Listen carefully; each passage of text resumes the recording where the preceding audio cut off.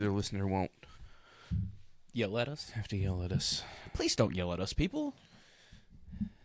We love you. This is true. We appreciate you. We do appreciate you. Whoever you are, wherever you're at, we appreciate you. You listener, you. Hope you're having a really good day, you know? Just hope things are real peachy today. Swell. Yeah, I hope the sun is shining, but it's not too hot like it's been here in Kentucky for the last month. Yeah, it's been real hot.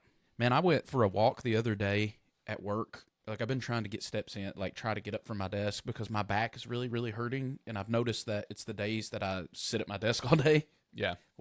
Huge surprise, right? But so I try to make sure, especially when I'm in the office, to, like, I get up, you know, at least once in the morning, once in the afternoon, and then on my lunch break, try to go outside and do a lap around it's about a half mile, so about 10 minutes, you know, 10-minute walk. But, man, I guess it was Tuesday or Wednesday.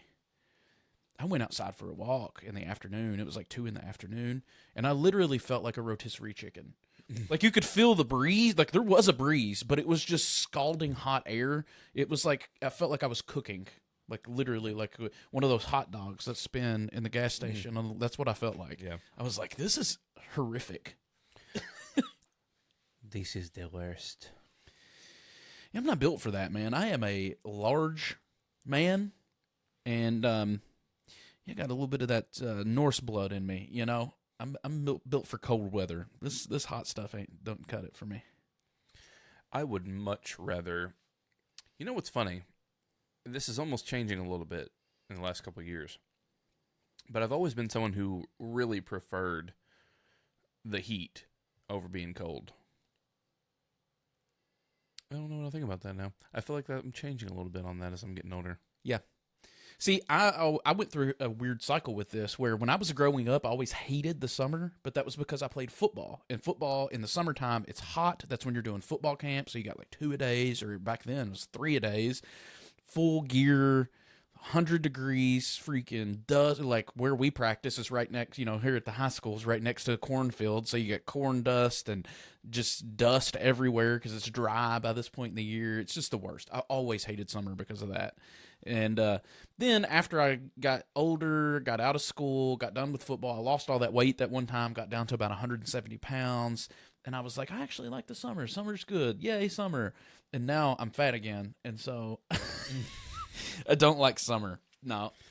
If I'm in the pool or I'm at the beach, hooray, summer. If I'm not in either one of those situations, summer sucks. There's not one good thing about it. Well, let me take that back. The one good thing about that is the extended daylight hours. Yes. Because that's the one thing that stinks about the winter time or the late fall. Like, the weather's better, but you go to work, it's dark. You come home from work, it's dark. That part of it kind of sucks. Yeah. You know what? I think maybe I'm a liar.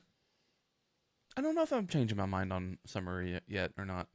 The reason, I think maybe, because now I'm questioning myself, I'm thinking maybe the reason that I'm saying that is just because it's so freaking hot right now. Yeah. I've forgotten how much it sucks to be really, really cold.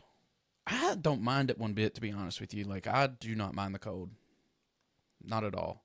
I mean, there is a certain point when it gets, like, sort of the opposite of what it is now, where it's, like, just brutally, miserably cold, and, like, okay, that's a bit excessive. But just generally speaking, if I could have it 32 degrees, 40 degrees, or 90 degrees with 100-degree, like, real feel, no, give me the 30 degrees every time, 100% of the time. I guess it depends. Depends what you're doing. Here's another issue for me is I don't have a basement gym. Oh, that's true. I have a garage gym.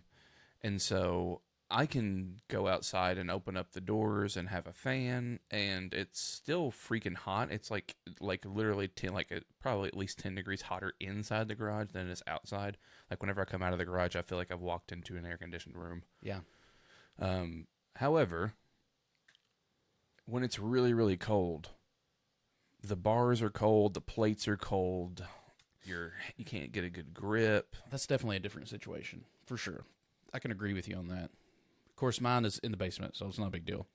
I never feel like I ever get warmed up when I'm trying to lift in the winter out there. Like, it's a bad deal. I guess that is I actually don't like running in the summer either because it is hotter and the humid and it makes your heart rate like higher, so it makes it harder. It is more challenging, but I do like when whether I'm running or lifting weights or whatever sort of workout, I like to get a good sweat in. There's something about, even though it's not necessarily a correlation to like what kind of work you're putting in, there's something about being really sweaty after a hard workout that makes you just, even if it's placebo, it makes you feel like you've done something, Right. you know? And so I do like that. Like once I'm done working out, like today I went running this morning and I was just, I mean, it's humid out there, man. I was so sweaty afterwards, but by the time I got done, I was like, all right, I feel like I've done something today, you know? Yeah. Feels good. So. Yeah, I agree. I like to actually feel like I've done something as well. I don't know if there's any, like I said, it may just be placebo, but It probably is, but I get it too. But I also, and this is Bro Science 101, because I have no idea if there's any actual science behind this, but my theory is that sweating is really healthy for you because it's like, it's a way for your body to get rid of like toxins and stuff, right? Like you're sweating that stuff out. And so I feel like it's like a filter for your body, right? Like you're filtering bad stuff out. Again, that could be 0% true. It may be brother science. But it actually does make sense in my head. So, so I think there's something. But I think like there is science that has shown that like being like sitting in a sauna is healthy for you, and I think that's part of it. Like there's something about sweating. You need to get rid of that junk, right? Like it's waste. So It makes sense to me, brother. brother, let me tell you something, brother. Bruv. Sometimes I use bruv. I use it too. Bruv. Hello, bruv. Yes. We used to occasionally get listeners from the UK. I don't know if we still do or not. I've never been to the UK, but I would very like to go at some point. Yeah. I want to go everywhere, man. Yeah, that's true. I want to be able to sing that song, I've been everywhere, man. I've been everywhere. I'd really like to go to Scotland and Ireland. Yep. That's where my roots are, you know, genetically. So Yeah. I'd like to head back that, you know, and see it with my own eyes. Yeah. And of course, you know, they always do the TF Torrance thing. I don't remember what the word for it is now. It's not like a seminar, but it's like a couple days people come together. Yeah. So that would be cool to go to. There's all kinds of stuff that would be cool to go to like that. I just don't ever do it. I would really, the one that's like bucket list for me that I really want to do is Theology Beer Camp with Trip Fuller. It's just always at the worst possible time for me because it's in October every year, and that's right in the middle of football season. So it's just the worst. And this year, I think it's actually the week after fall break. So it's like I would have that, and I'm not going on vacation for fall break, and then, you know, it's just not good timing for me. If it was in the spring, I would probably go every year, but just the fall, October's not a good time for me. So, yeah. But I would love to go. There's been several things that I think, several events that I thought would be really cool to go to. Actually, Chris Green is going to be doing, I can't remember what they call that, but it's a thing that he does every year at this church where he does, it's like a couple days thing. And I always end up watching them later on YouTube after he does them every year. And they're always super good, but that's something I would kind of like to go to. I think it's in like Oklahoma or something though. I don't remember where it's at. But it's somewhere not here. Yeah. And I just never make the plans to go to it. But there's all kinds of stuff like that. I heard another one that I thought would be really cool to go to. Actually, there's I think it's called the Christ at the Center. Or what is it? No, what is it? Christ at the Checkpoint is what it is, I think. It's I think it's like a gathering of different people, like Palestinian Christians and stuff like that, and it's the sort of the theme of it is, you know, the situation going over there in Palestine and Israel and Yeah. Zionism, all that kind of stuff. So I think that would be interesting to go to also. Yeah, it would be. There was one that was maybe it actually already happened, or maybe it hasn't happened yet. I'm pretty sure it's already happened. But there was one that was in like Bardstown, Kentucky, which isn't even that far from us. Right. It was John Crowder and Baxter Kruger. I would love to have went to that, but it was crazy I expensive. remember when I looked it up, it was super expensive and was like, I just can't afford this. Yeah.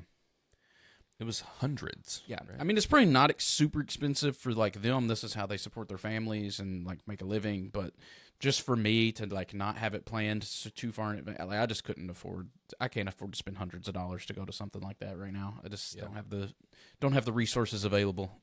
So, yeah.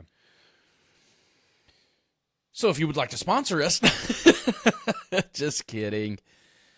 Yeah. Well, it'd be nice if we could make some sort of money off of this podcast. Yeah, it would be. That'd be a little extra help. Problem is, we get double-digit listens on every single thing that we do. Right. You know what? If we were really putting some effort into this thing, and really trying to like watch the trends and stuff like that, and like trying to make sure we were putting out content that's going to get lots of views, today's episode probably would be a good one to talk about the Israel-Palestine stuff a little bit, Zionism and stuff like that. I've been seeing a lot of stuff lately, more like that seems to be something that's coming up more lately, in my feed at least, on stuff. So, yeah. Maybe. I mean, it actually just sort of fits the common trend of where my mind has been at this whole last week, really, about just, and I sort of mentioned this to you the other day, about just not knowing how to exist in this world.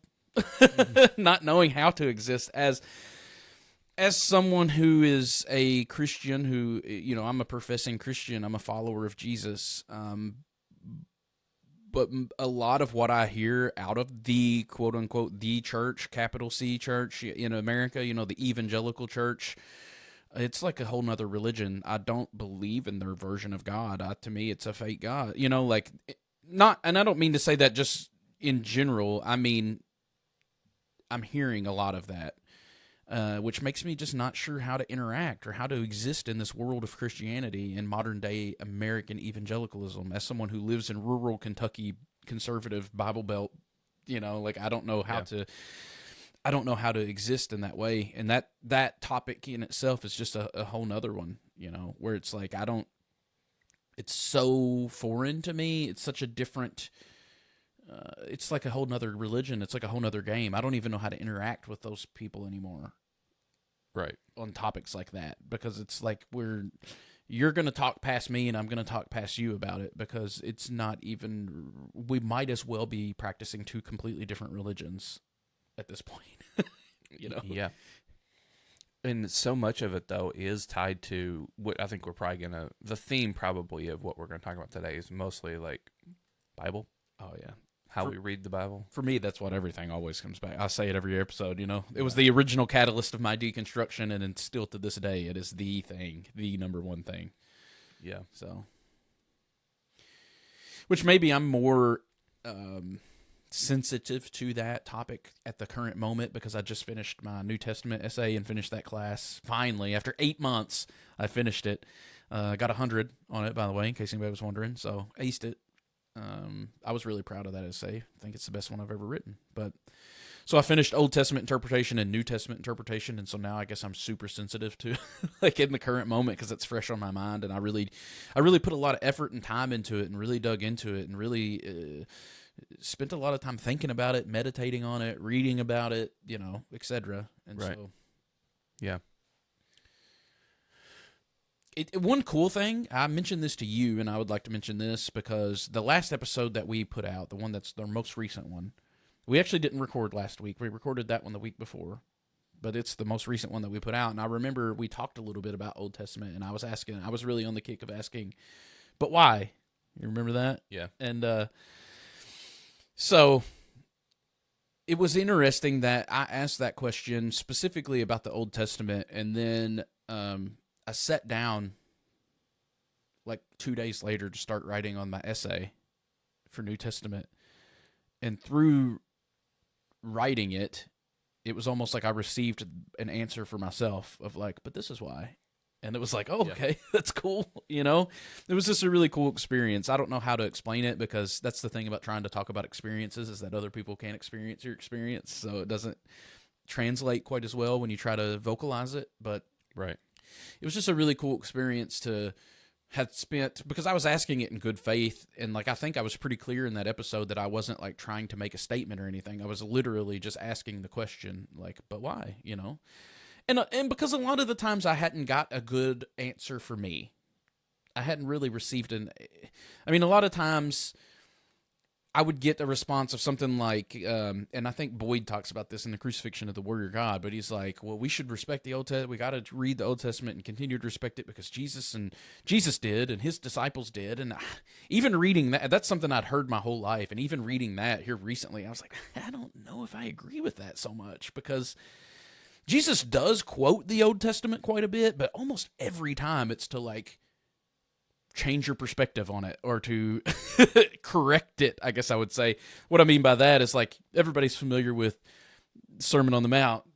Jesus said, you have heard it said, an eye for an eye, tooth for a tooth, but I tell you to turn the other cheek. Well, when he's quoting the eye for an eye, tooth for a tooth, that is Old Testament scripture. So he's saying, you have read into the Old Testament this, but I'm telling you it's not that, it's this. Like, and that's almost every time that I can recall off the top of my head, Jesus quotes the Old Testament.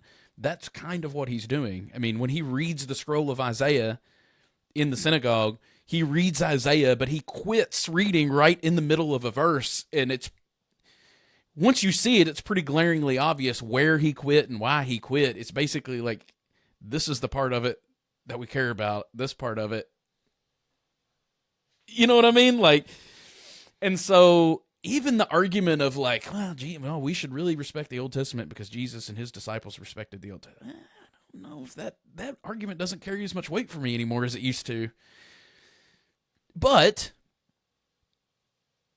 I did come to a more full understanding of why it's important to me, at least. I don't know that I would I still don't know that I would take it as a blanket term of like, everybody just needs to dive into the Old Testament, but like, I definitely got an answer for me as to the but why, you know? Yeah. So, yeah. Were you going to share that why? Well, really, I mean, it's just you don't have to. Yeah, well, I don't care to share it. It's just sort of difficult. I'm going to try to vocalize it, but it's sort of difficult. But through the course of my essay, what I ended up writing about was the need to understand Jesus in his own terms, right? And part of that is understanding Jesus in his own culture, in his own time, in his own...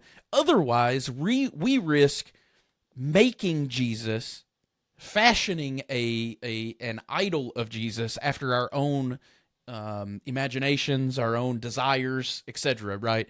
So that's why there's so many different versions of Jesus out there. That's why you can talk to another Christian and leave the conversation being like, I think we believe in two totally different Jesuses.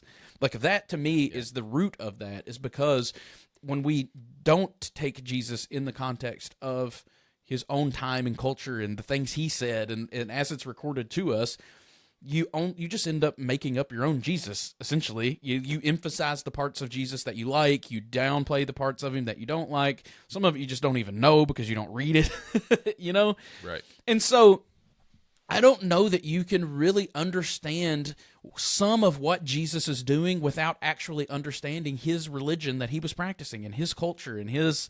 That doesn't mean that we read the things in the Old Testament, or at least for me, that doesn't mean that we read those as, well, God said this for that time, but then Jesus came, and now it's the... Like, I don't think you should necessarily read it like that, but I do think it's important to understand Jesus in his own context.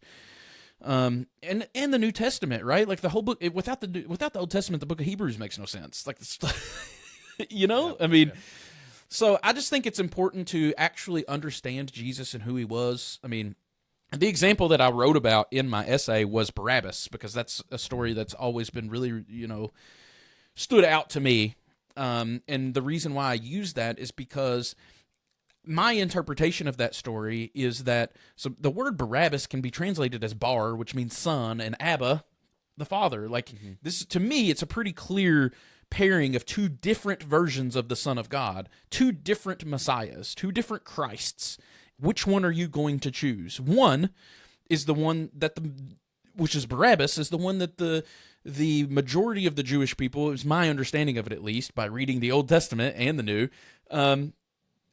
that he's more of what they expected. He was the military, like, we don't know a lot about Barabbas, but what is said about him which obviously I probably don't even think it was a real person. This is probably a mythological story, which is fine. But the way he's described is as he's in prison. He was involved in an insurrection, which is a political riot, essentially, and murdered someone in the midst of that insurrection. And that's basically all we know about the guy. But I think that's all you need to know, because that's what people were looking for in the Messiah at the time, is a liberator, like a fleshly liberator who was going to free them from Roman occupation, right? Who was going to bring independence to the state of Israel. Like, that's what they were looking for in their Messiah, and Jesus wasn't that. I don't think it's coincidental that this interaction takes place immediately after Pilate talks to Jesus and outright asks him if he's the king of the Jews. And Jesus, in that conversation, makes it clear he has no political aspirations. My kingdom is not of this world. I don't care about this stuff. You know what I mean? Like, I don't think that's a coincidence. I think that's intentional, that's right before this, because it's setting the scene of Barabbas as this political revolutionary who employs war and violence and is looking to liberate a country, a nation in the physical, and then Jesus, who is the actual Christ, who is the actual liberator, but does through love and sacrifice and nonviolence, and has no political aspirations at all. You know what I mean? And so sent to the world for the world, exactly, not just one nation. But I don't think if without understanding the culture and the religion at the time, you miss that. It's so easy to miss that. And to me, that's the perfect example of like, well, I think actually reading the Old Testament and it is helpful to get an understanding of what Jesus is doing, who he is, what he's doing, like, yeah. So for me, that was my but why that I got the answer to. It was like, well, it's to help you better understand Jesus. Like, it's to help you try to avoid, because there is no way, let me just say this outright, there is no way to completely set your bias aside when reading Scripture. We all have biases, whether intentional or non-intentional. We can only understand things through our own eyes, through our own brains, right? We have our own lived experiences that influence the way we interpret things, the way we understand things. We all have our own intelligence levels that we can understand things. At a certain level, there's no way to avoid that, right? Right. But we have to try our best to set aside our biases and understand, at least I think, to set aside our biases and to understand Christ on his own terms. I need to understand who he is. I don't need to tell him who he is. You know what I mean? And so for that reason, I do think the Old Testament is important. And I mean, there's also obviously really good stuff in there. There is some horrific stuff in there. But there's a lot of good stuff in there too, But I think the big thing for me, and this is what you were hinting at earlier, is getting to, I've really come to understand that what I had been doing for most of my life, what most of the people that I know still do, and what I hear in popular culture and on YouTube videos and TikTok videos and all this, is that we try to, instead of reading Scripture in light of Jesus, we try to conform Jesus to our understanding of Scripture. Right. And those are two totally different things. Yeah. Like, I was listening to yesterday, the lieutenant governor of Indiana did a sermon at some church somewhere in Indiana. And I believe the title of his sermon was, we need to learn how to hate again, something along that. The theme was Christians need to learn how to hate again because we've been too accepting. We need to learn how to hate. Right.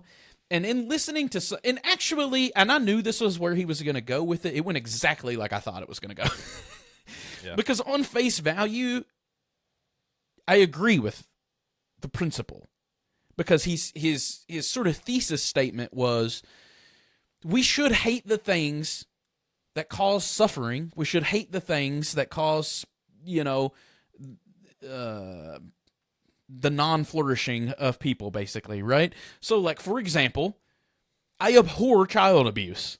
I do hate it. And I think we should. I think that's right. Yeah. But the principle for me, the thing that I always hold up, is that we wrestle not against flesh and blood. Like, I don't hate people. I can hate the things causing suffering, right? I hate child abuse. I hate drug substance abuse, right? Like, I've seen it destroy people's lives, people that I know, like, I hate what that has done to people. So on face value, if you just leave it at a high level like that, I don't necessarily disagree with him. Like, I think that is good. Right. But of course, the way he took it, right? Like, at some point he gave the LGBTQ as an example of, like, we're too accepting of that. We need to hate that, like, those are people. I mean, yeah. And that's the risk that you run into with that sort of rhetoric is you end up just hating the people who aren't like you. Like, right. You've got it figured out, you've got all the answers, and anyone who disagrees with you or isn't like you, we hate them. And that's what I ended up getting from his sermon. That's where it always inevitably goes. Like, we, quite frankly, as Christians, we are called to love one another. What Jesus said was, they shall know you are my disciples by your love for one another. It's not that you hate all the right things. It's that it's your love. That's the imprint of being a Christian. Right. So, and God is love. Exactly. Nowhere in the Bible does it say God is hate. It says that God is love.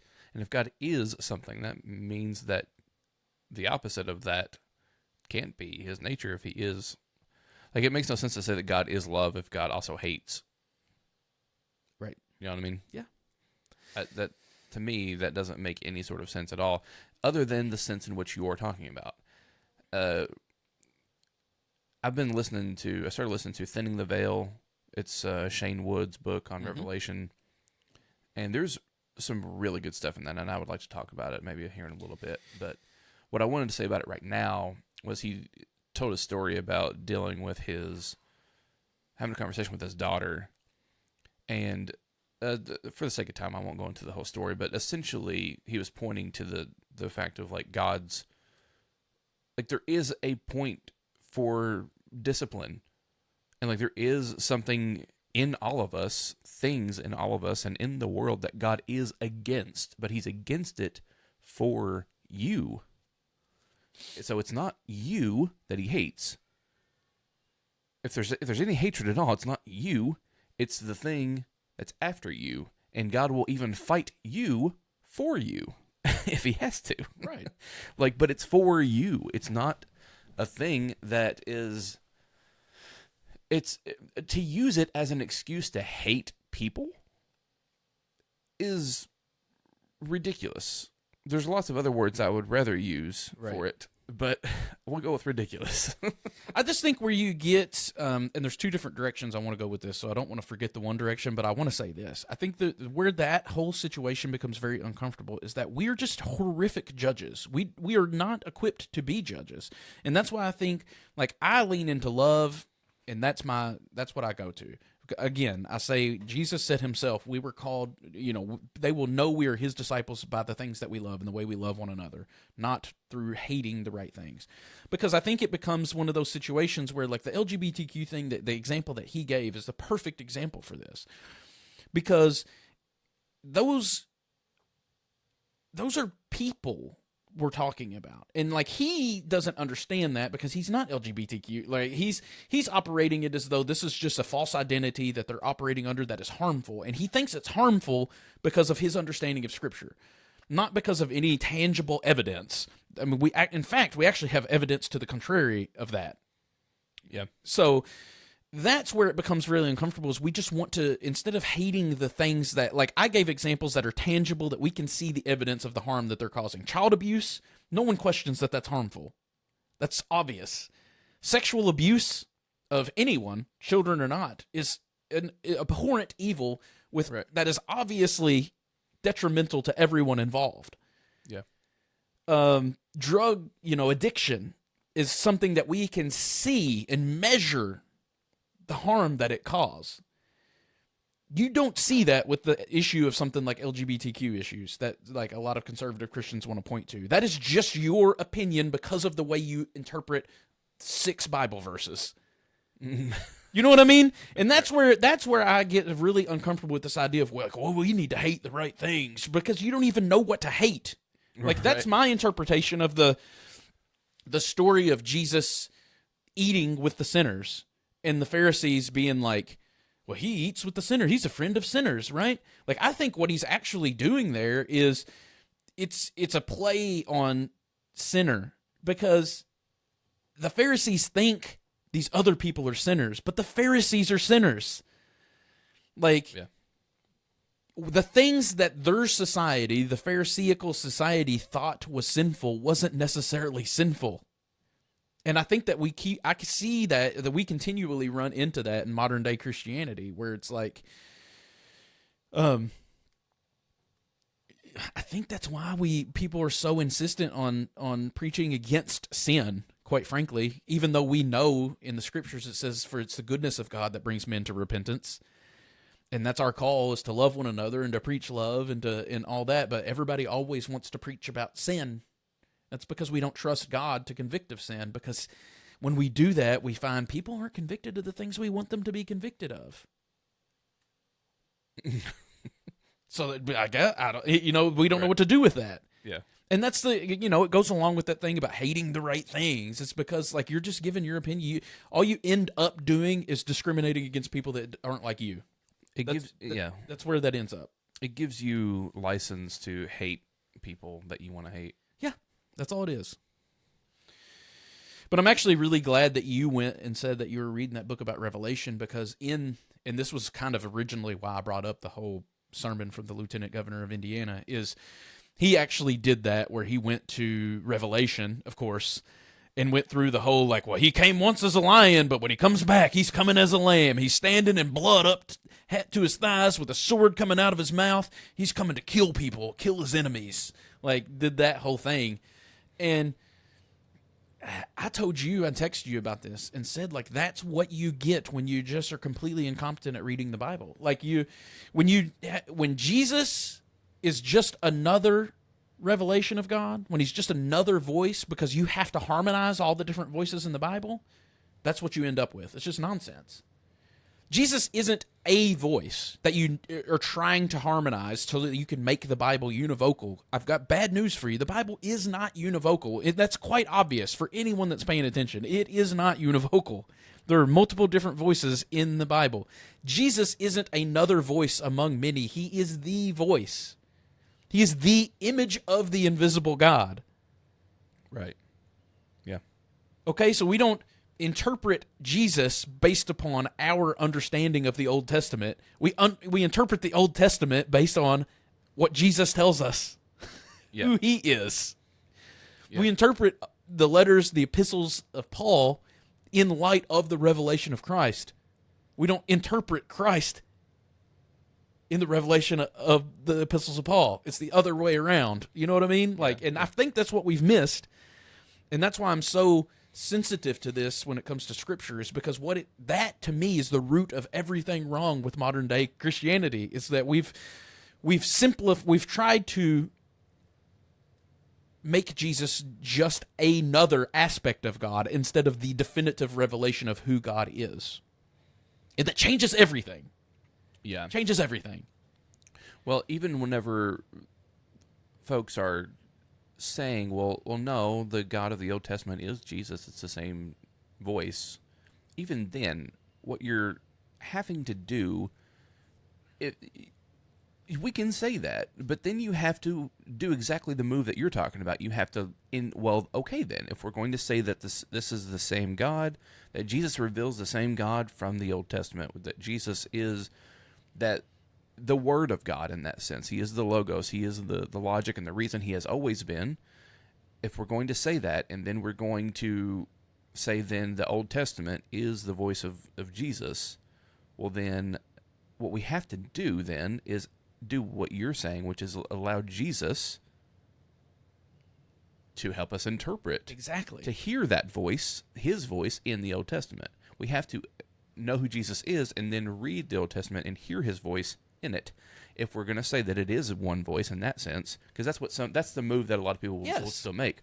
But the problem is you can't take a psalm that says that God hates all evildoers, and then, or that God's blessed are those who dash their babies' heads against the rocks, like the enemies of whoever your enemy is. Right. You can't take that and then take Jesus literally saying in Matthew 7 that the perfection of the Father is revealed in how he loves his enemies. Right. Can't do it. Yeah, it's nonsense. What you end up doing then, if you try to, in that sort of like, just like we're going to ram the two things together and say that they're one voice, if you try to do it that way, what you end up doing is actually, I mean, it's more than contradiction. I mean, I think you could say it's a contradiction, but that's not strong enough. It's more like you're taking the person of Christ and dividing him against himself. Yeah. Maybe that's a stronger way to put it. It's not just contradictory. It's stronger than that, but I don't really know how to put it. But it's like you're taking Christ and dividing him against himself, putting him against himself, which to anyone should automatically be like, oh, okay, well, it's just not, we can't do that. Right.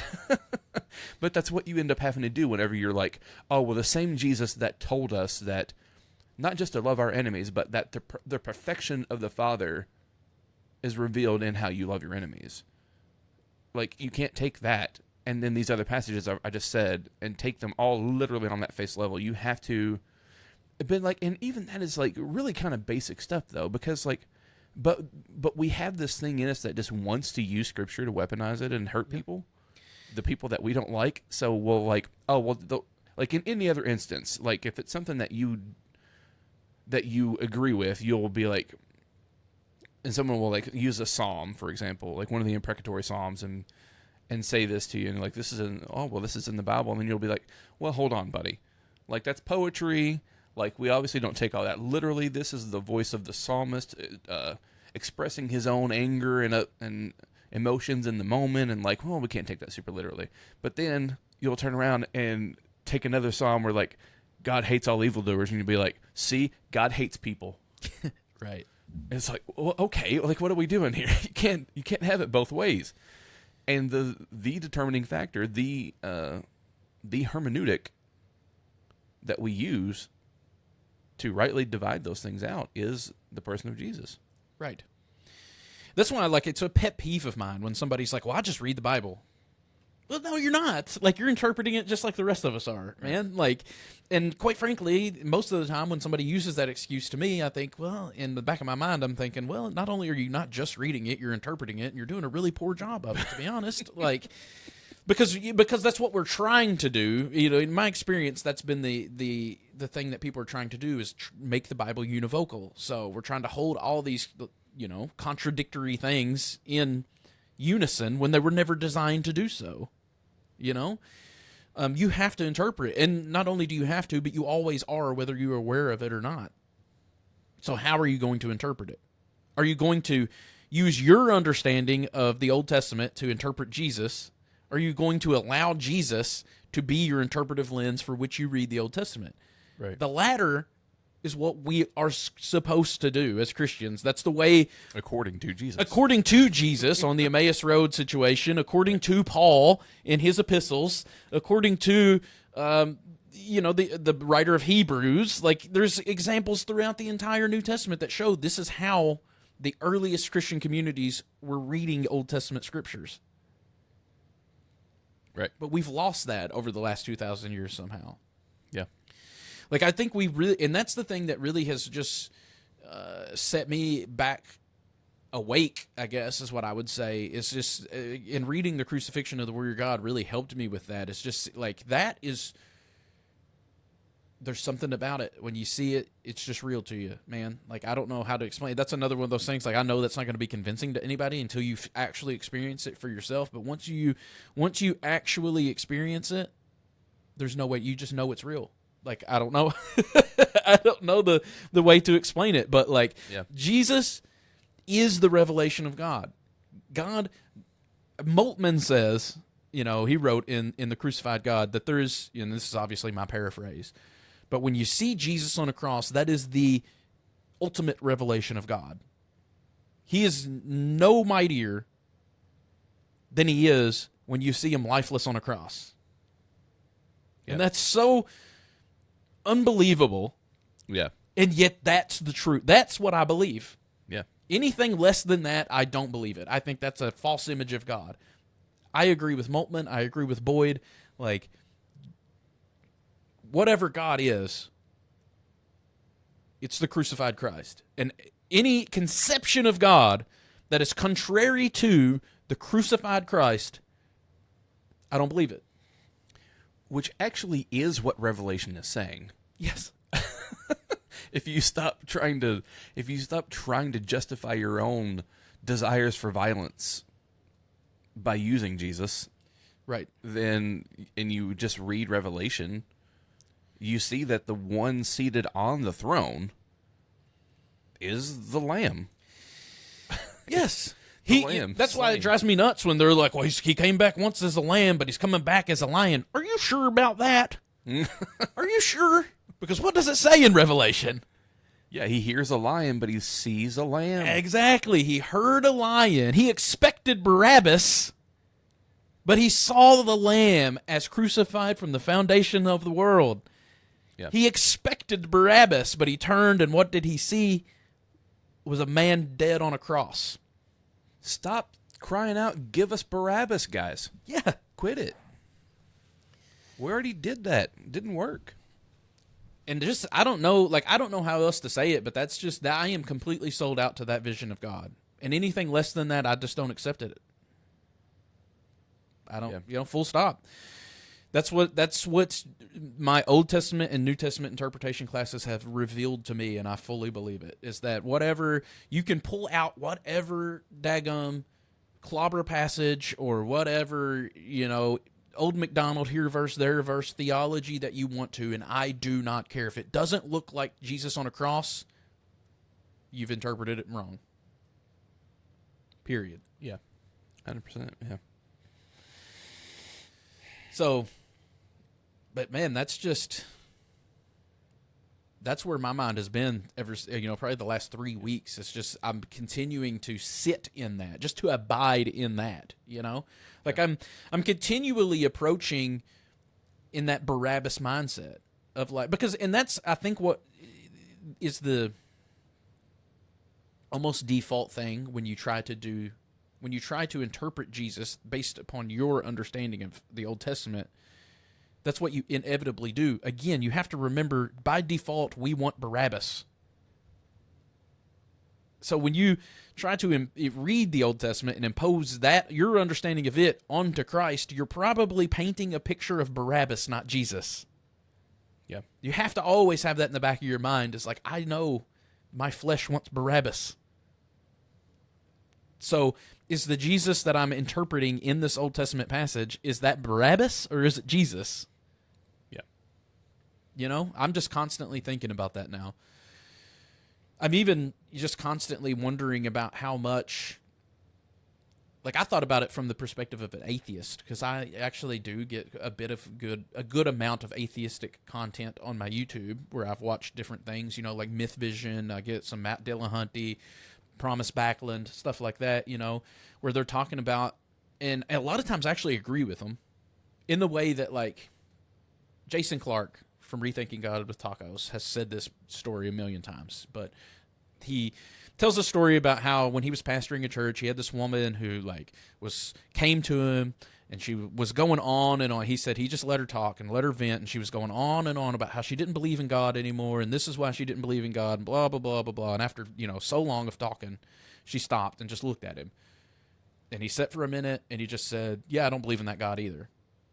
And like, that's been a lot of my experience with hearing some of those atheist content creators on YouTube. Is like, I approach the end of what they're saying, and I'm like, yeah, I don't believe in that God either. Like, I'm with you. I agree with you. Right. I don't believe in that God either, but I just wonder how much God we've missed because we're asking the wrong questions. And I don't even blame please don't misunderstand me. I'm not blaming the atheists for it. I think they're playing by the evangelical rules. Like, they didn't create this hermeneutic.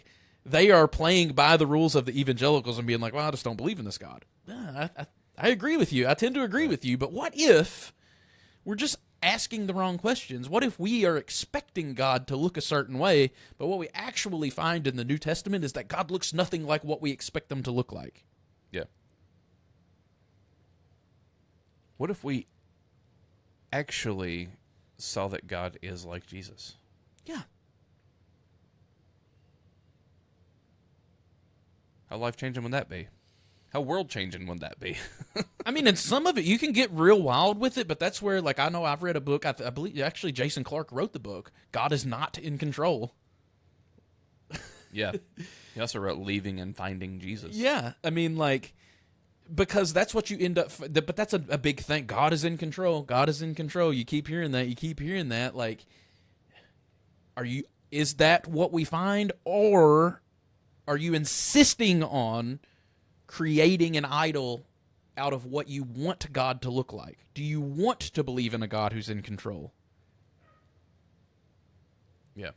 And to be fair, when he uses that language, and this is the way I was meaning it too, is he's talking about someone who forces, right? Because love, as written in 1 Corinthians, love doesn't insist on its own way. So I do, in a sense, I would argue that probably God is in control. I think God, Jesus was never not in control, but did so in a way where he was also not in control. Like, I know it's contradictory, but so much of Christianity, like, make the Bible weird again, right?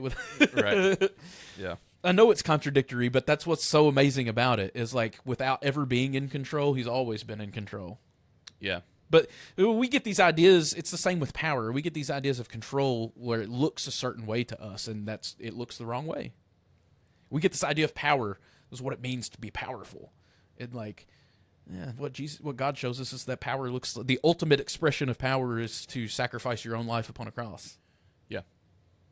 Right.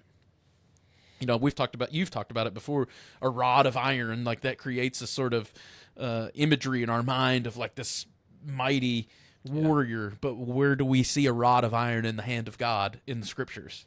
Yeah, it's the nails. It's a nail going through his hands.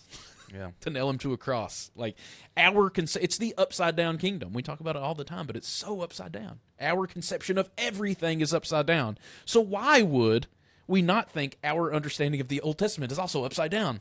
Right. Yeah. That's why it's important to use Christ as our interpretation, like, on his own terms. Yeah.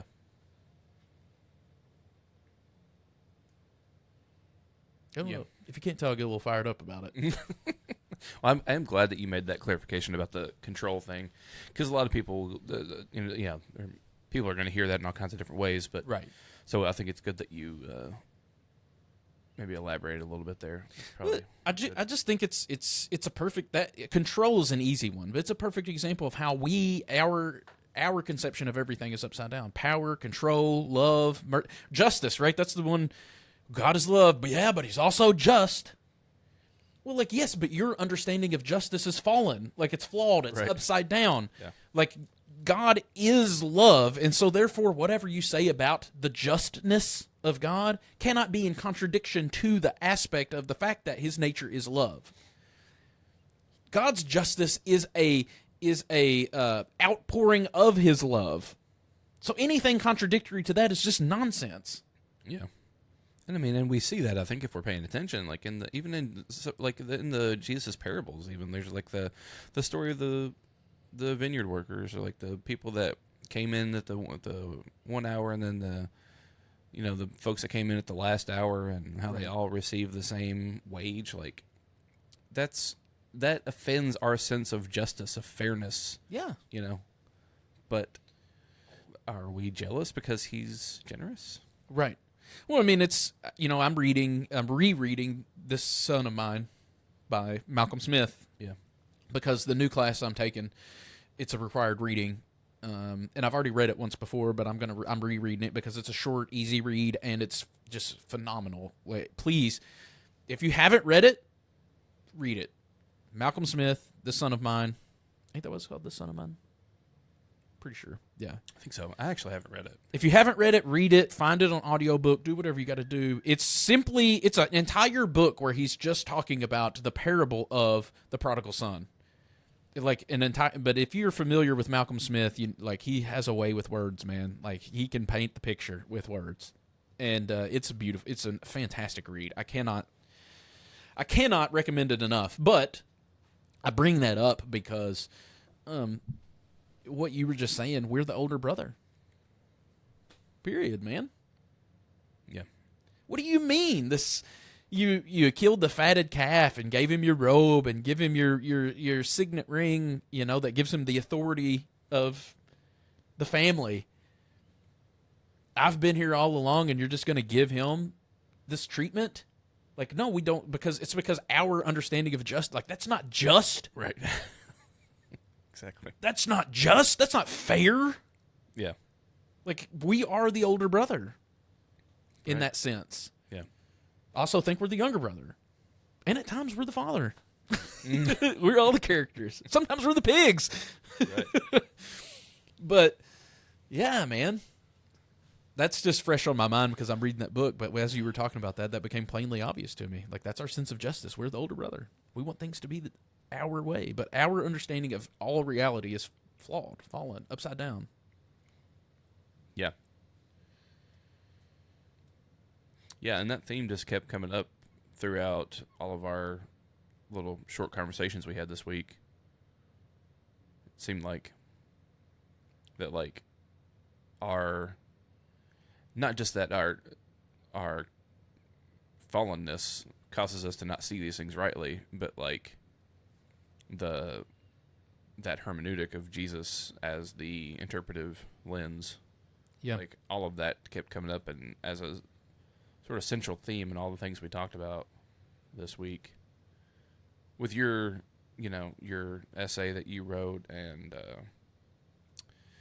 I sent you, or I was telling you that I watched a sermon from John Hagee. It was, and I was just like, man, where is he getting all this stuff? Like, that was a really interesting experience, actually, to listen to a full sermon from him talking about prophecy and stuff like that. And I was just like, feels like you're just really making a lot of stuff up. Making connections that aren't there. Yeah. And specifically with like Revelation, which also goes right along with what I was saying about Shane Wood and like reading Revelation, and like this is a way better way of reading the book of Revelation. This is a way better way of reading Scripture generally. Yeah. Than all of this weird stuff. And then there was the guy, the lieutenant governor sermon. Like, all these things just, it seemed like we kind of had to talk about this today. Yeah. Just because it's been a central theme in everything we've talked about and that's happened individually in our own lives this week. But it really does just make the whole, to circle it back around to where we started the conversation, it just makes it weird to know how to exist in this world of Christianity, modern-day American evangelical Christianity, right? Because, I've done a pretty good job on my online presence of curating my feeds, I guess you would say, my algorithms, to where, I have a pretty strong community of, good stuff. Well, a lot of my friends on Facebook are people I don't even know in real life. They're people that we in shared group, like students, other students, or of Global Grace Seminary. There's a lot of people who have added me from the Mirror Word Study Bible group, which is the Mirror Bible by Francois Dutoit. There's a group on there that's just a Bible study based on it. A lot of people have added me from that. I've added other people from that. So, a lot of my friends on Facebook aren't even people that I know in real life. But it's curated my algorithm to where I'm getting a good dose of what I would consider the real gospel, the good stuff. Right. But then to see the sermon from the lieutenant governor, I didn't watch the Hagee thing, but hearing you talk about that, or just stuff you see in general out of a lot of the evangelical church, it's I don't know how to live in this world because I'm not like that. I don't believe in that vision of God. It's a completely different religion. It's a completely different God. I don't know what to do with that. I don't know how to exist and continue to be a part of that. I mean, it's even difficult to not to this necessarily the same extent, but it's even difficult to know within our own little small community because the view of Scripture is just so different. It's almost you almost can't have a conversation. Like we can't even talk about a topic really. Like I have to really edit what I actually think, or the way I would actually interpret the Scripture, just so I don't get booed out of the room. Yeah. Yeah. I don't know what to do about that. I don't know how to exist like that. Like on one hand, I am so smitten with what I would consider to be the true gospel. Yeah. And I am so abhorred by the false gospel that I see proclaimed from pulpits all across America that I want nothing to do with it. I don't even want to be associated with it. So I don't know what to do with that.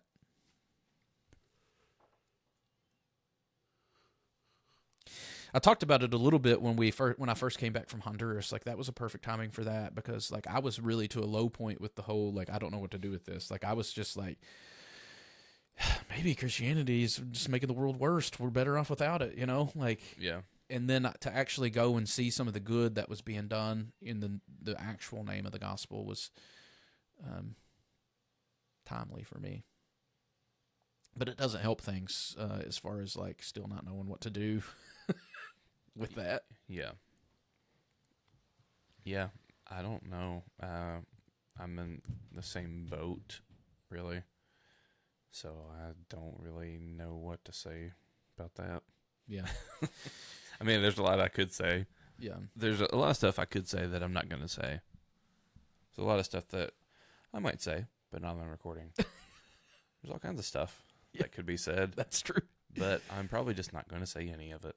But I've been reading like my Mirror Bible every day, which for those of you who don't know, the Mirror Bible is just a translation. It's a paraphrase translation, sort of like the Amplified Bible, I guess, or what the Message. Like it's just another one of those. It's Passion. The Passion. Yeah, that's what I was looking for. It's just a paraphrased interpretation. It's not even the full Bible because it's actually he's working on it constantly still interpreting new books and adding to it, but instead of waiting to have the whole thing done because it takes so long, he's like puts it out and then just edit and then update. He'll put out an edition and then update it, put out a new edition. So but yeah, I've been reading that and which I think is just a fantastic interpretation, a fantastic version of the Bible. I especially like to, because I've been reading it. I have a text-only version, and then I have the study Bible version, which has all like the commentary in it. And so like I'll read it through in just the text-only because it's kind of hard to read the other one with all that commentary. Because it's not like the commentary's at the end or in the middle. It's like after each individual verse, and it's very hard to just read. So like I like to read it in my text-only on my Kindle, and then use my study Bible, go back and reread it with some of the study notes, in there. Yeah. Just to see, because he really explains why, he does a really good job in there of explaining why he interprets certain things the way he does. He doesn't just interpret it and then you're like, well, this reads very different than the Bible I'm familiar with. So, like, he actually explains why he does that, which I really like, I really appreciate. But man, just reading it in that language, and then with my algorithm sort of being curated towards that fully grace-based, agape love, crucified Christ message. It's just really set me on fire with it, Yeah. I don't have the Mirror Bible myself, but the stuff that you sent me, it's super good. It can be a little jarring at first, especially if you're used to certain interpretations, like John 3:16, right? Everybody knows John 3:16. You have a certain way of reading. I just read John 3:16 today in the Mirror. I was on John 3 this morning, so that's why it stood out to me. It's very different. So, like, if you're used to the whole "For God so loved the world, He gave His only begotten Son," like when you get to John 3:16 in the Mirror, it doesn't say that. It says something. I mean, it says, more or less says it in different language, but it's totally different language. So you're like, wait a minute, this is so foreign. But once you get used to reading it, you're like, oh yeah, this is really good. Yeah. I may have to get one. The way that you're doing it would be the only way that I could do it, because the only time I've read it myself was with the study Bible, and it's too much. Yeah, like yeah, you yeah. said. I would have to have just like the text only, and then reference the, like you're saying, reference the commentary later. Yeah, I like to have that. Well, number one, the study Bible's so thick and big, it's you can't take it, you can't carry it to church or whatever like regularly. It's just too much. And then the reading aspect of it is just hard to read, But so I have the text only version on my Kindle, and I think it updates when he updates a new version of it. I think so. But that's very convenient to have, and then you can read it because that's what I carry to church. Is I carry my Kindle because I have however many versions of the Bible I need on it. You know what I mean? Yeah. And it's very easy to make notes and to highlight and everything. So that's the way I prefer to do it. But so I have the text only version on there, so I can use it at church and use it and just read it. But then, if you have questions, go to the study. Right. Yeah. But anyway, it's just good stuff, man. But I'm really leaning into the whole idea of Barabbas and my upside down understanding, and like maybe my expectations are wrong. Can I trust? Do I have enough trust? Actually, it's probably a good one. Do I have enough faith to trust Christ to reveal himself to me? Or do I insist on telling Christ who he is? Right. Using his own word against him. Yeah. It's really interesting. Like, I even made this connection in my essay that I wrote about idol making, right? We've talked about this before on this podcast, but how there's such a big emphasis in the Old Testament on idols and worshiping false gods. And for whatever reason, we still interpret it as if we're living in BC times where, we only think about like carved images, and that's an idol. But like, I think that we're still bad about it. Idols run rampant, not just in society, but inside the four walls of church buildings. Idols are proclaimed from the pulpits of churches. And it's because we are fashioning a God after our own understanding instead of accepting God as revealed to us in Christ. Yeah. And that's why I'm really, I feel like, I get the sense that you try to avoid using some of the same language I do when it comes to, like, well, that's a whole nother religion, that's a whole nother God, etc. Like, I've sensed that hesitation from you in the past. And that's why I lean into it. I'm trying to emphasize that intentionally. Because, to me, it's literally an idol. We are forming an idol fashioned and carved in our imaginations. It's not a carved image in wood or stone, but it's just as real, maybe even more real, that it's imprinted upon our mind's eye. This constructed God. It's not the true God as revealed to us. Not if you're a Christian. If you believe that Jesus is the revelation of God, then take Jesus, accept Jesus. Yeah. No, I mean, yeah, I think you're right. Like, I do have hesitation about that, but like in that sense, I do agree with you. Like, anything that is an idol, which includes my own misconceptions, needs to be destroyed. In fact, in the Old Testament, aside from the aside from the things that we well, never mind. I'm not going to go there. Aside from mistreating the poor, the widow, the orphan, the number one thing that'll bring God's judgment on you is idol worship in the Old Testament. Yeah. Like, those are the things that God is constantly bringing judgment on people for, and constantly giving these warnings of, like, repent.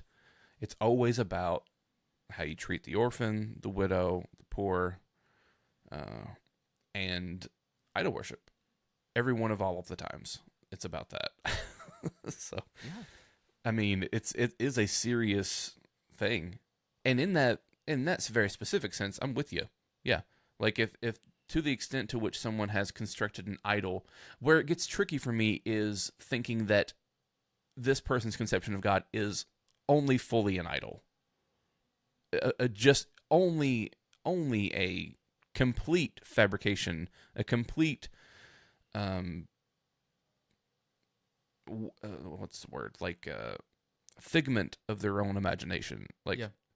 instead of like there being genuine elements of God within this picture that they have in their mind. Right. You know what I mean? That's where I get a little hesitant about making that. I think that's a good strong point from two different directions, right? Because it's good to acknowledge what you're mentioning there, and it's also good, healthy to acknowledge that there probably are aspects of your own construction of God that are constructed in your imagination, figments of your imagination, so to speak. Right. All I'm trying to say is that it would be equally wrong not only to assume that they have everything completely wrong, and both to assume that you have it all figured out. Right. Both of those would be equally wrong, and I think it's something to be aware of, for sure. Right. It's easy to get caught up in that kind of thinking. I think the reason why I lean into the language that I do is because so often than not, it is a completely opposite God. Like, that conception of God is so foreign, it doesn't even resemble my conception of God. I mean, I've mentioned it before, but I really was wrestling with this idea during the whole peace walk thing with the Buddhist monks that were walking across America, and they got to like some of the southern states, and there was like videos on TikTok of like Christians boycotting them or picketing and screaming at them, all red-faced, and these monks were just peaceful, just talking about peace, walking for peace. And I remember thinking in that moment, like, my God looks more like the Buddhist monks than it does these Christians. You know what I mean? And from that aspect, like, I mean it when I say it's a completely different religion. Like, we use the same language, we use the same text, but that vision of God is so contrary to mine that it is actually further away from mine than a completely different religion. Like, I mean, Ram Dass is another example. I've used him a lot on here. Like, he's a Hindu, or was, he's passed now, but he was a Hindu. And the God that he talks about looks closer to the vision I have of God than some of these, evangelicals that I see on TikTok or YouTube, Yeah. So, like, when I use the language that I do that intentionally to draw, like, to be clear about it. Because you wouldn't hesitate to say, like, if you were talking to a Hindu, let's say, for example, you wouldn't hesitate to say, oh, that's a different religion. I believe in a different God than you do. But for whatever reason, even though just because someone calls themselves a Christian, even though that Hindu God that other person worships may be closer to your vision, you would still try to harmonize that with the Christian because they call themselves a Christian and you call yourself a Christian. You know what I'm trying to say? Like, and that's why I lean into that language intentionally to draw that contrast of, like, I mean, you may call yourself a Christian, but I think that your God is more foreign to me than that Hindu God is. Like, yeah. Yeah. I guess all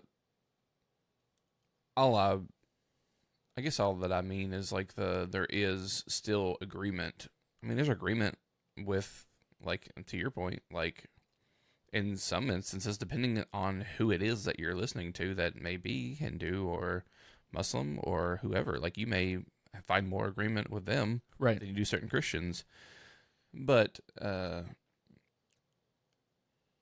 like, I've never listened to anyone that I was just, like, 100% completely in disagreement with everything they've ever said. Yeah. You know what I mean? Yeah.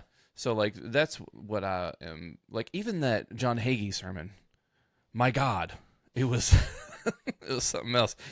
I need to send it to you. You actually need to listen to it. I don't know if I can. Just to have the experience of hearing it and hearing what's being said. Like, even just to have that experience, I think you need to listen to it. But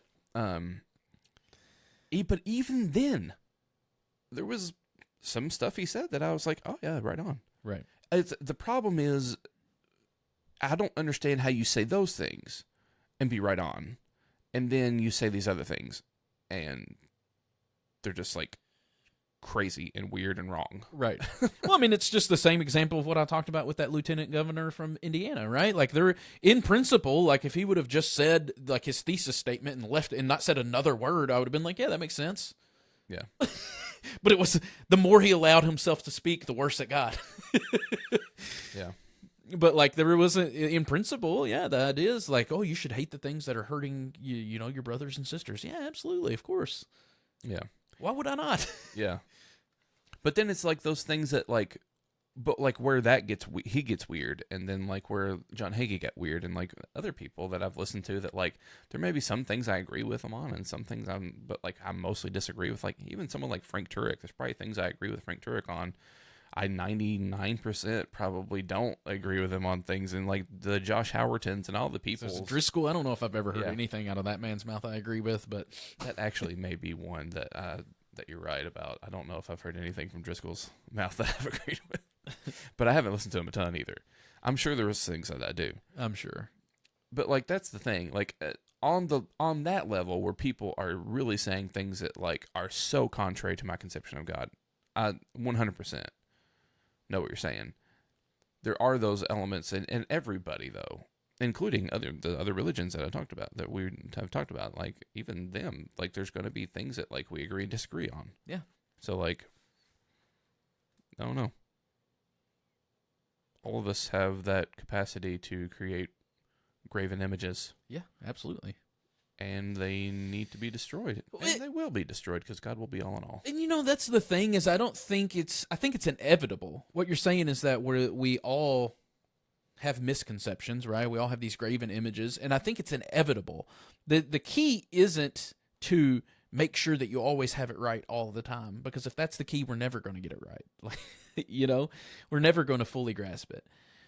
But the key is when it's revealed to you, when you recognize it, to destroy it, to allow yourself to be corrected, to allow to understand that you may have it wrong, right? It's the whole Barabbas thing, or like I said, my recent approach to it has been like, well, what if I'm asking the wrong questions? What if I'm expecting the wrong thing, and because of that, I'm not able to see what's right in front of my face? Like, you have to be able to ask that question of yourself, of like, do I have Jesus all wrong? Am I just making Jesus a mascot for the things I want to believe? Or am I actually accepting Jesus on his own terms? You have to be open to that. And we're all going to have aspects wrong, but you have to continually be refining and be open to that refinement, I think. Yeah. Or at least be open to submitting to it, even if you can't do it yourself. Yeah. Yeah. What made me say that, I was thinking about Lilith. And how, like, she's still, like, she can't let go of the thing, but she gives her yes to it being severed from her. You know what I mean? So in that sense, like, there may be some things that images of God, things that you hold so dear and so tightly that maybe you can never let them go, but there may be a time in which it's going one way or the other. Right. But so like it may be that you literally don't have the strength to let it go, and it may have to be severed. But even that will be something that you will want to give your yes to, and so it will. Yeah. For whatever reason, that just reminded me of that quote that in one of the recent episodes of Heretic Happy Hour, they were talking about universalism, and someone was talking about Jürgen Moltmann. And because of a lot of the things that they had read, like, he sounded universalist. And so they emailed him and asked him. And his response was epic. It was so good. Because, and I don't remember the exact wording, but the paraphrase that Moltmann responded to him and said, I'm not a universalist because there's a lot of people that I hope I don't see make it. But I am fully convinced that God is a universalist. That is a pretty great. And that just made me think about it because of the idea of, like, there are some things that you just can't let go of, but you have to submit to, and, like, that's one of them, right? Like, there are some people, like, if I'm just being honest, I don't want to see make it. Yeah. But I know that God's more merciful than I am. I know that he's better than I am. I know that he's more loving than I am, and I am fully convinced that God is a universalist, whether I want it to be true or not. Yeah. So, yeah, I mean, there's, like, some of the most horrendous things you can ever imagine happening probably right now as we're speaking. Yeah. Some of the most horrific things you can ever imagine another person doing to another person are happening right now as we speak. Yeah. I don't want you there. It reminds me of that trip we took to Honduras. Whenever I went, you just got back from going again, but one of the first time whenever we and you both went, and there was that fella that was doing unspeakable things. Yeah. And I was so angry that this was a thing even that was happening. And I don't want that guy in heaven. Being real about it. Yeah. Don't think he should be. Don't think he deserves to be there. But again, as we've already talked about, what I think is deserving and what I think is just doesn't really matter. And it's like in the paradox of that is I don't think that guy will be there. I think the true right. version of him will. Right, exactly. The him that he was always meant to be. Yeah. I think that this false self that he's constructed that does these horrendous things will die. Yeah. You know? Yeah. Well, and like that, and every time I think about that, it reminds me of that revelation I had after we got home, and I had been, contemplating on it a lot, and I'd heard that sermon from Malcolm Smith, and it really hit me, because he was talking about Matthew, the tax collector, and Jesus. The difference between gnosis and gnosko. Yeah. And seeing, because it wasn't just in Matthew, it says he saw a man named Matthew. But he was in his tax collector's booth, actively being a tax collector. That is his identity as a tax collector. And tax collectors, for them, were like the worst of the worst sinners. I don't know how true this is, but I had read before that the Pharisees, if they had accidentally brushed up against a tax collector, they would bathe. Yeah. Because it was like touching a pig. Yeah, they would wash their clothes and bathe. Because it was that bad. They felt like they were contaminated because the tax collectors were that. There was just maybe evil. Think about Jim Crow USA, whenever there was whites only water fountains and colored only water fountains or whatever, that kind of segregation and yeah.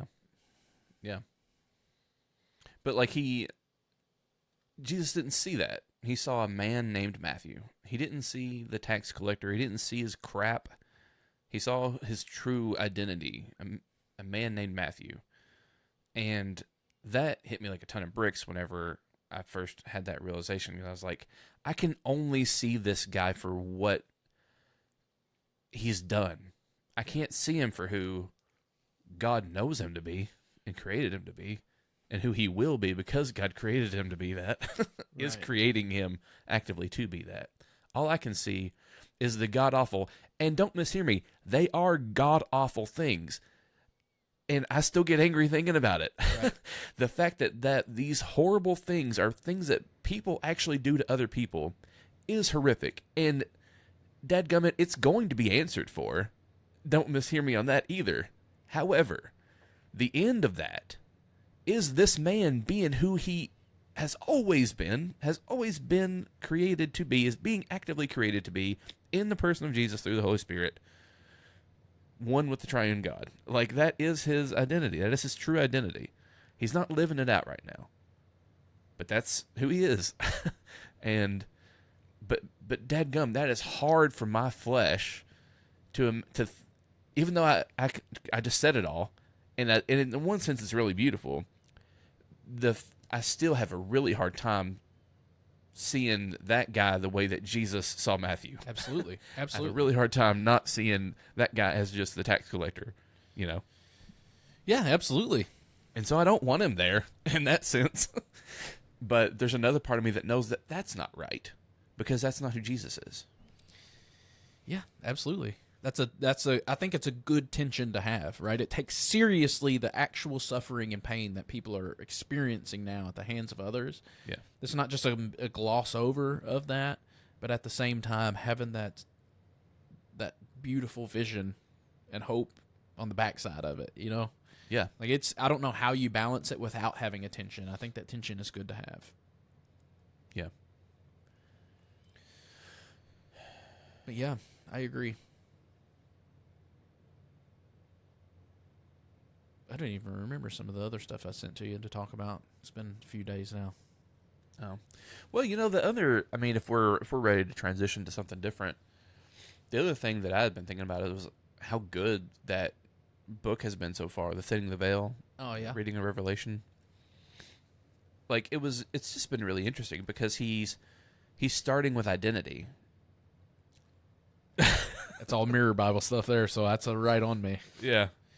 But like, and he's starting from the very beginning, but like he's drawn out stuff that's just really cool that I don't think I've ever heard anyone else that's talked about the Revelation, especially like the way people like the people like the Hagis and different people that like only treat it as if like some sort of roadmap to like some sort of future events, like Right.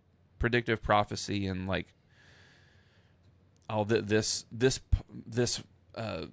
what is written right here in Revelation, like that was accomplished in whenever Israel was made a nation state or whatever in 1949 or whatever it was. Like the if you that's the kind of revelation stuff that most people I think are used to hearing nowadays. That very dispensationalist, but like Very left behind. yeah, but the way that he starts it is really cool because he focuses on John, the man, first, and like his identity, but also like his struggles that he's. Because like it's really easy to like, especially if you're taking the kind of reading that I was just talking about, where like John's just kind of like the guy telling me what's going to happen coming in the future. You're not worried about John, the guy, the man, right. John. Like, if you think about him and where he's at and what he's doing, like, he's been persecuted, he's been imprisoned, he's been exiled to the Isle of Patmos, and like he's got to be having internal struggles. He's got to be suffering to some extent in prison, He's got to be feeling abandoned. He's got to be questioning everything, I would imagine whenever you end up in a sort of situation like that, you'd be like, man, God, I want to believe this is real, but like, look at me. Look at where I'm at. Look at how my message is being received and how people are treating me for it. Yeah, all of that sounds actually eerily familiar. Yeah. I haven't been exiled to an island, but maybe spiritually exiled from time to time. Yeah. And so it's like, you can imagine all this stuff is coming up in him. And he's like desperate for a word, desperate for something. And he made this really cool connection actually to, because this is something that it always kind of struck me as weird. And he put a whole new perspective on it. But whenever John, because like the scroll, right? That's representative of the message from the Lord, right?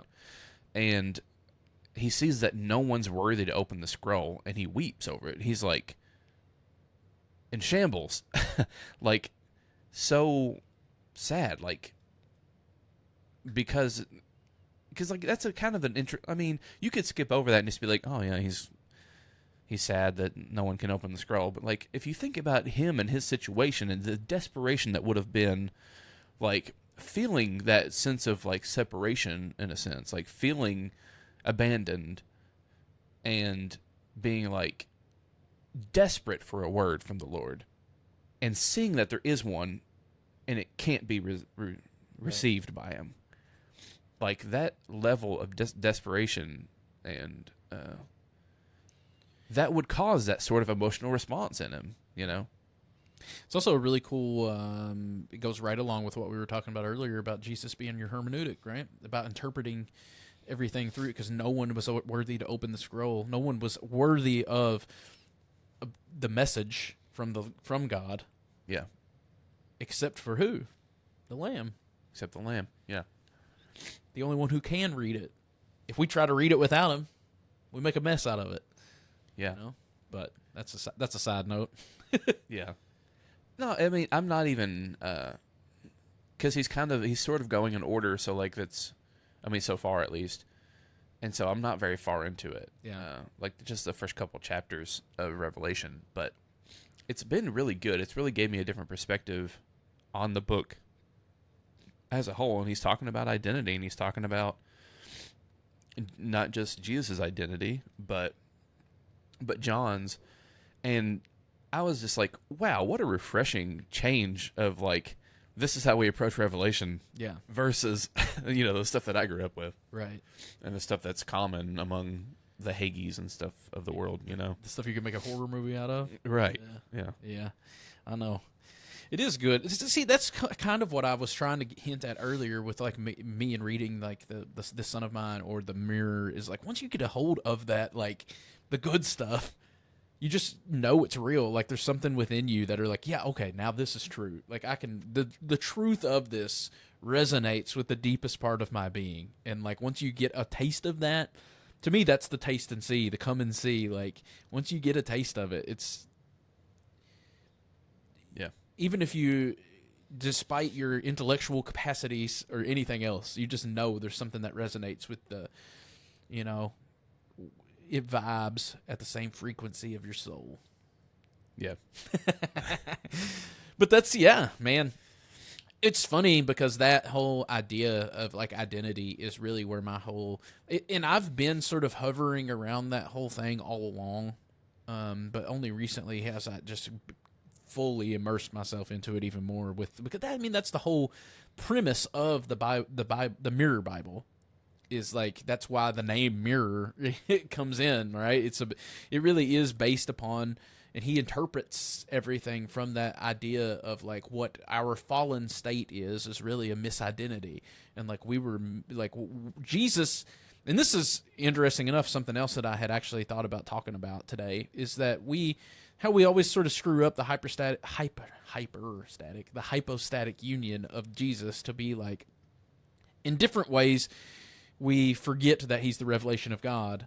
And then in other ways, we also forget that he's the revelation of 100% man, like fully man. Like it's like we have a hard time holding both of those things at the same time, but like he is the revelation of what it means to be human, like fully human, 100% human. Like this, behold the man. This is man. This is Adam, the last Adam. Like, yeah.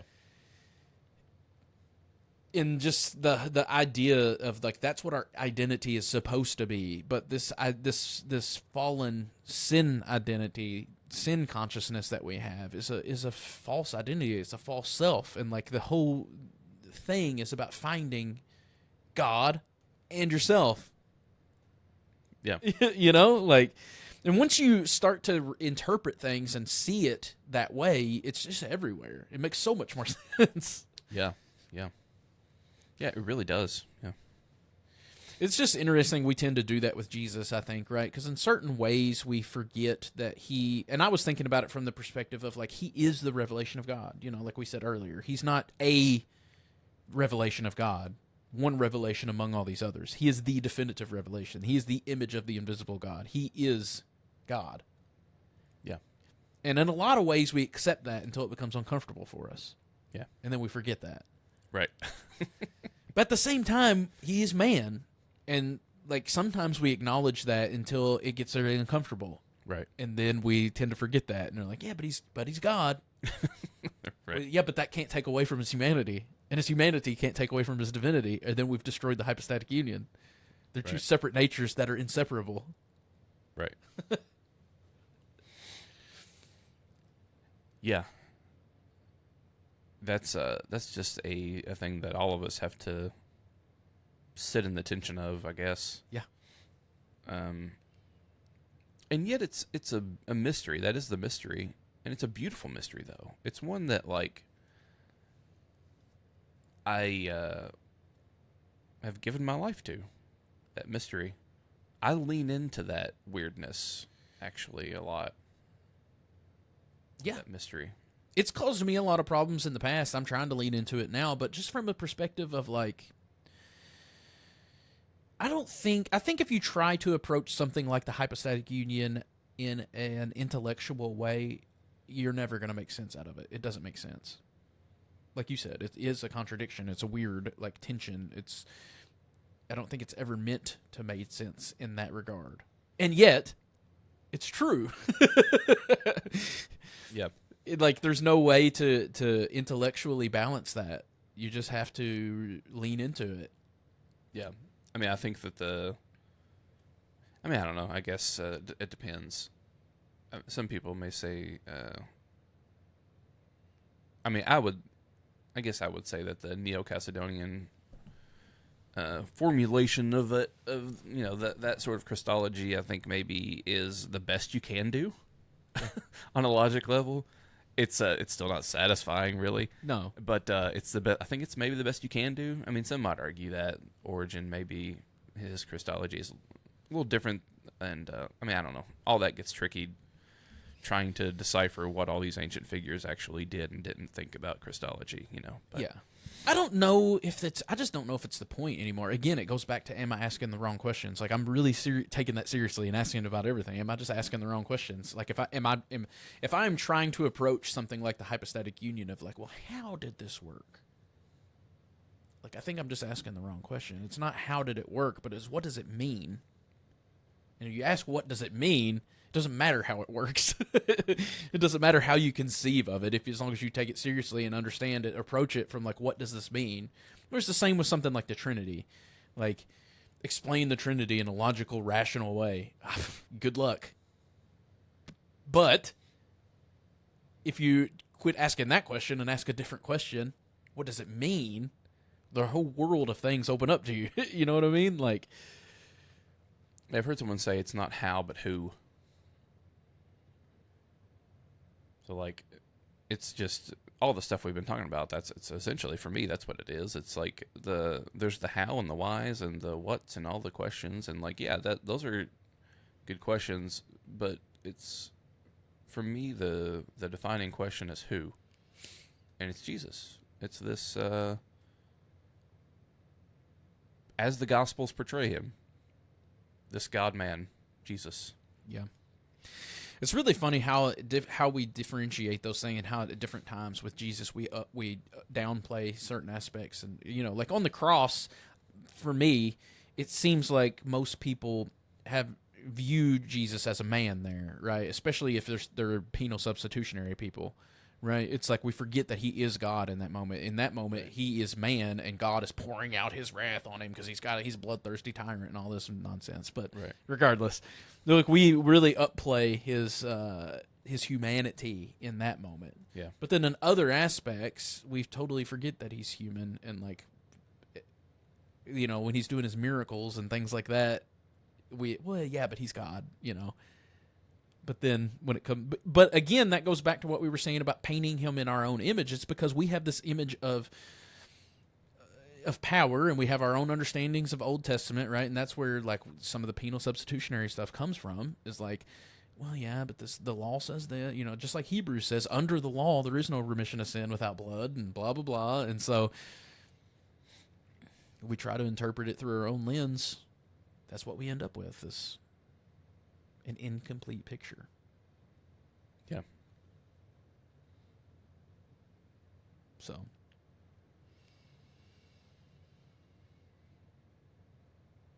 Well, I don't know if I got anything else. Yeah, I don't either. We had a pretty good one there. I feel like it was good. I think we covered a lot of ground. A lot of bases got covered. I actually cried. Yeah, look at you. Brick user tried it. Brick killed a guy. Oh, yeah. That's yeah, that was a good one. You know what? I was pretty upset that last week's episode, the audio was so bad. Yeah. It's been the audio. I think I've been trying to. I double checked it before we got started, and then I also have been checking it periodically over here to like, because you can actually pull it up over here, which I didn't know that until today, but you can actually pull it up over here and see the levels, and you can see where the levels are coming from, and so I can make sure that it's coming from the mixer instead of the laptop. But the audio, I think what happened was somehow it was recording audio from the laptop instead of the mixer, and so the audio is essentially unusable. I may as well take those episodes down, actually. The last two that we put out. But that last one I thought was really good. I was pretty upset that we didn't get to have the good audio on that, where it was actually you could actually listen to it. Yeah, it was a good one. I think this one was good, but it just depends. I mean, it all really just depends on how we approach, Like, I'm in a pretty good place right now with my own spirituality, so I'm more apt to, seems like sometimes when I'm not in such a good place, it's more of a Debbie Downer situation, and the episodes don't tend to be as good. But Don't be Debbie Downer-ing. I'm trying my best, man. It's a hard world out there, though. You know? When you're listening to crap all the time, it's hard to not let that stink of the crap get off on you. Yeah. I've been a little Debbie Downer-y a little bit myself, at least on a theological perspective, involving stuff. So, I mean, I still have that aspect. We talked about it in this episode. I still have that too. Of like, I don't know how to exist in that world, and like that's obviously still a struggle. But one thing that's not a struggle for me is, like I said, I'm fully committed to the crucified Christ. yeah. So, whether anybody else wants to join me on that path or not, I don't know. But that's the path I'm on. The Lamb slain before the foundations of the world, seated on the throne. I've decided to just put all my eggs in one basket, and it's that basket. Jesus is enough, some folks may say. I'm trying to take that seriously, Like when we say it's all about him, not about me, I'm trying to take that seriously. I'll just put all my eggs in that basket. If that's not who God is, I don't believe in God. Right. Yeah. And that's a strong statement, but I often use strong language, so I will say that. If God doesn't look like Christ crucified, I don't believe in God. Yeah. I think that's solid footing, personally. I mean, it's a bold statement, but I'm willing to say I'm simply stating it so strongly to show my level of, like, I'm fully all my eggs in that one basket. Like, I'm committed to it. I don't think it should be, like, I mean, it is a bold statement, just generally, but I think you maybe meant it in the sense of, like, bold, like, maybe other Christians may not even agree, but... Yeah, maybe I think I meant it a little bit of both. Yeah. Yeah, but it is genuinely a bold statement. Yeah. It got a lot of people killed in the early Christians. Like, all the apostles got killed except for John, and like we just talked about him. He was in prison. Well, if it's the same John, anyway, that doesn't really matter. But I said it specifically the way I did to kind of to sort of hint at what you were saying too, because I didn't just say if God doesn't look like Jesus. I said if God doesn't look like Christ crucified. Yeah. And I said that very intentionally. I am determined to know nothing except Christ and Him crucified. Exactly. Says Paul, and so says us, I guess.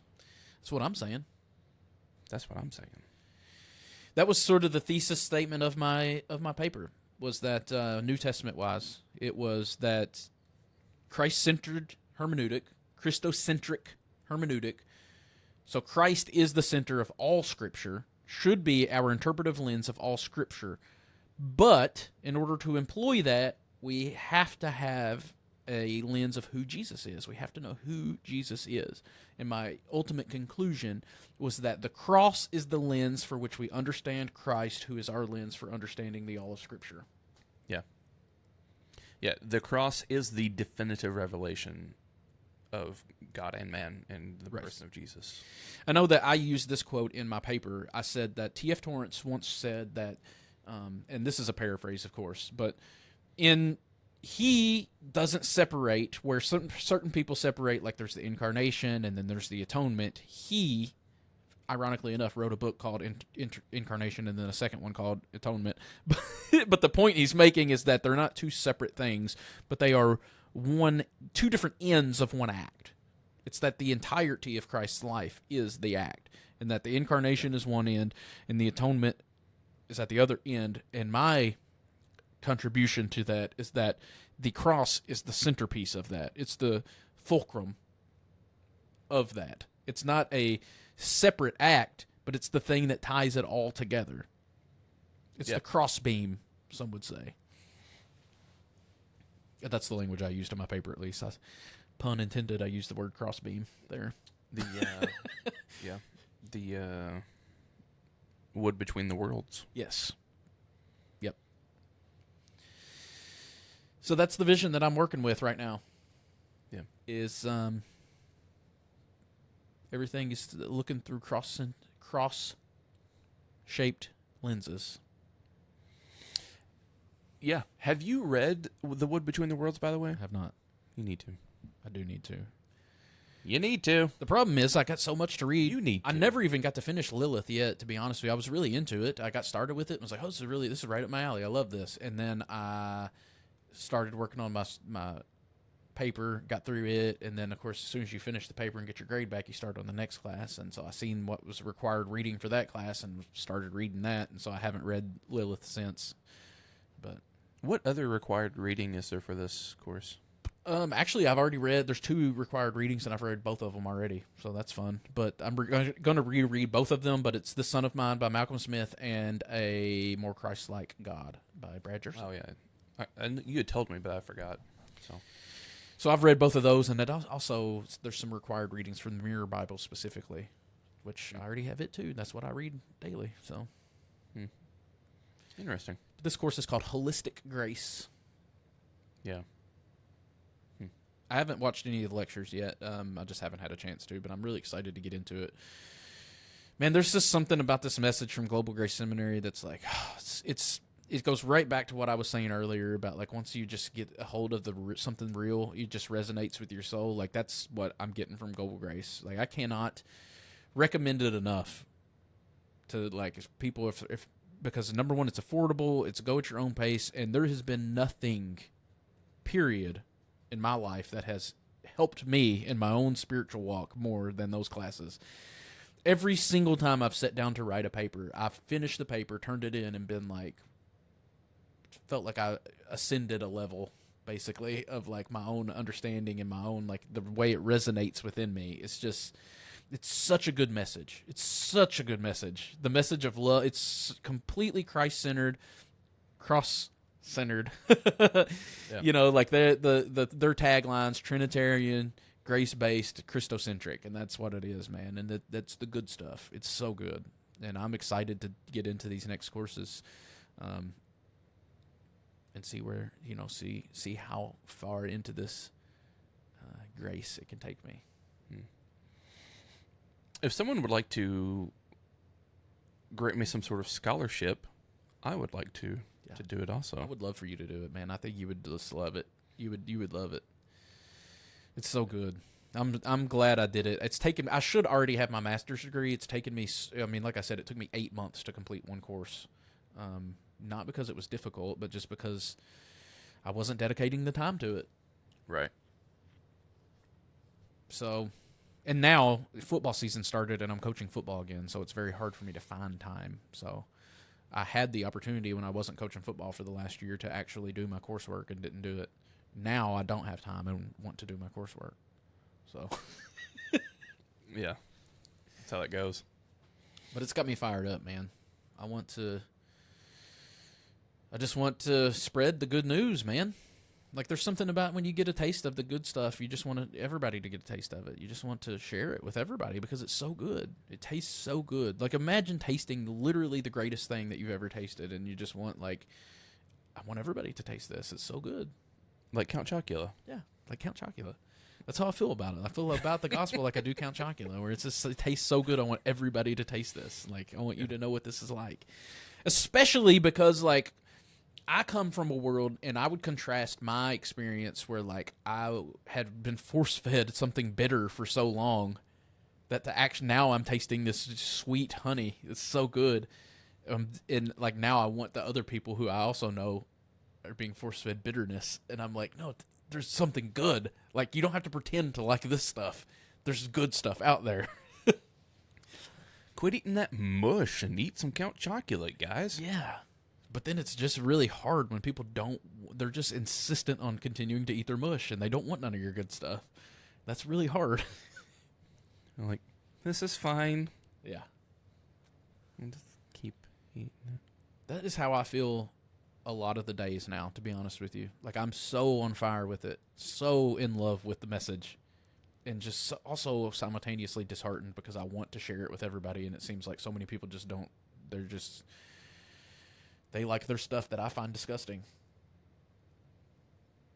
And I just know if you would just take a taste of this, just take a taste, just trust me, take a taste, try it. It's like trying to get Finn to try a new food. And he's like, I don't like that. And I'm like, how do you know you don't like it? Try it. Maybe you will like it. Like, you won't even try, like, a hamburger or spaghetti. And I'm like, I promise you would like this. If you just try it, it's so good. And he won't do it. I don't like it. Just take a bite. Yeah, it's like eating shredded wheat. Yeah. Or something. Freaking Raisin Bran. I kind of like Raisin Bran. I wasn't thinking about Raisin Bran. I was thinking about the other one. Some sort of bran. Crackling oat bran. Something like that. Sugar Smacks, tasting like little pellets of styrofoam. Yeah, or Kicks. Like something that's like, it's kind of tastes okay. It's edible. But it ain't Chocula, guys. Yeah, come on. Come on. So anyway, that's where I'm at, man. Yeah. I feel you. I'm with you. I'm going to keep doing my thing, though. I'm just going to continue to do my thing and just try to proclaim the good stuff where I can. I feel like if I just drop honey everywhere, somebody's going to get stuck in it eventually. Yeah. So I like it. It's pretty good. that's my goal right now. Just being a honey dropper, huh? Yeah. Just leaving a mess everywhere I go. just a train of sticky mess behind me. Get stuck in that, you. Now, what I'm not sure about is how to go about doing that, but I'm working on it, and I'm learning, and I'm trying my best, okay? But, yeah. But that's the goal. So. Catching all these flies with the honey. Yeah. So get in on it. Read some Mirror Bible, okay? Just read your Bible in general, but I would really read the Mirror. Like, get into that a little bit, man. It's good stuff.